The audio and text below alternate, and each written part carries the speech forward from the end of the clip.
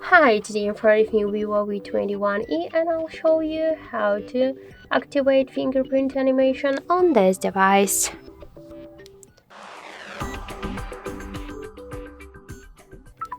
So if you wanna activate fingerprint sensor animation, we should first open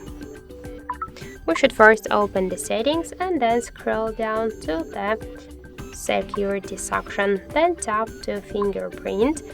Enter one from your protect methods and click to animation styles and switch none to one from these available animations. For example, let's use this one. Click to apply. Now let's just lock the device. And we can see that we just successfully activated the fingerprint sensor animation on our Vivo phone. So thank you for watching, and if you find this video helpful, leave thumbs up and subscribe our channel.